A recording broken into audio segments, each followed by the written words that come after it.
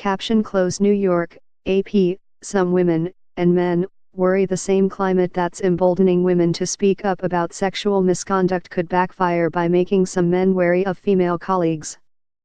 Forget private meetings and get-to-know-you dinners. Beware of banter. Think twice before a high-ranking man mentors a young female staffer. I have already heard the rumblings of a backlash. This is why you shouldn't hire women, Facebook Chief Operating Officer Sheryl Sandberg wrote in a recent post.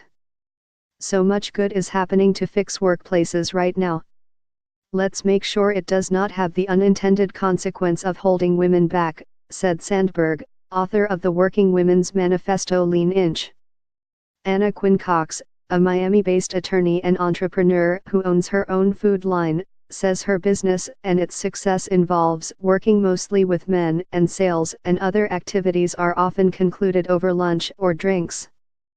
Those opportunities, she says, are dwindling, because many of the men she knows through her business are terrified. There's a feeling of this wall that wasn't there that is suddenly up because they don't know what's appropriate anymore. It's disconcerting, Quinn Cox said. I feel that they're more careful, more formal in their relationships with co-workers. And I can't say I blame them, because what's happened is pervasive. Every day there's a new accusation. She said many of the men she knows are now avoiding one-on-one social occasions that were normal in the past. This is going to trickle down into all industries. It's going to become the new normal, Quinn Cox said. It's a good thing, because women are not afraid anymore, but on the other side, it's a slippery slope.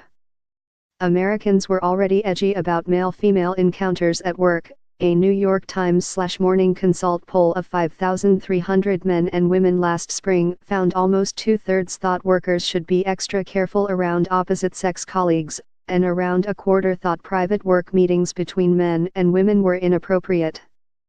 But in a season of outcry over sexual misconduct, some men are suddenly wondering whether they can compliment a female colleague or ask about her weekend. Even a now former female advisor to the head of Pennsylvania's Democratic Party suggested on Facebook that men would stop talking to women altogether because of what she portrayed as overblown sexual misconduct claims. Certain managers are considering whether to make sure they're never alone with a staffer, despite the complications of adding a third person in situations like performance reviews, says Philippe Weiss, who runs the Chicago-based consultancy Seyfarth Shaw at Work. Philadelphia employment lawyer Jonathan Segal says some men are declaring they'll just shut people out of their offices, rather than risk exchanges that could be misconstrued. The avoidance issue is my biggest concern, because the marginalization of women in the business world is at least as big a problem as harassment, Segal says.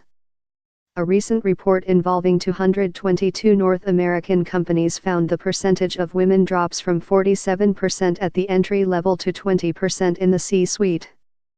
Vice President Mike Pence has long said he doesn't have one-on-one meals with any woman except his wife and wants her by his side anywhere alcohol is served, as part of the couple's commitment to prioritizing their marriage.